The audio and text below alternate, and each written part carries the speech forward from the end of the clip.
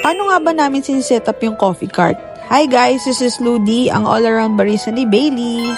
So today we are going to share ang aming daily routine for our coffee cart setup. We've been doing this daily since December 2023 and as you can see, may nakaayos ng 3 tables. First is the wooden coffee cart table na naka-face sa mga customers natin. Then the other 2 tables are on my side para sa prep area.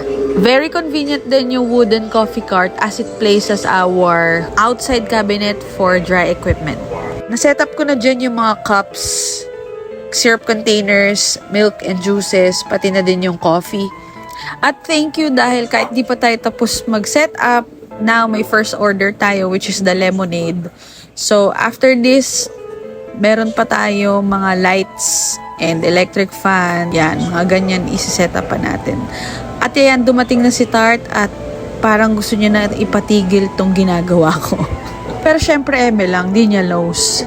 Ayan, perfect. Oh, may paparating pang second order. So habang ginagawa ko yung second order, everyday, simula 3rd floor hanggang pababa, dito sa coffee cart na setup, dala-dala namin lahat, akyat panaog, yung mga equipment.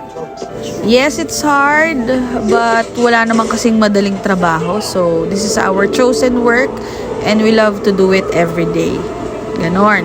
This is the perfect time for me to say thank you for our daily customers as well as our regulars, pati na rin yung mga napadaan lang at napabili. Thank you po sa suporta nyo. Dahil sa inyo, kaya kami nandito. So, for now, yun na lang muna.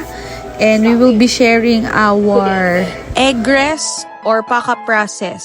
For now, magtitimpla muna ako dito. And I will see you on our next vlog.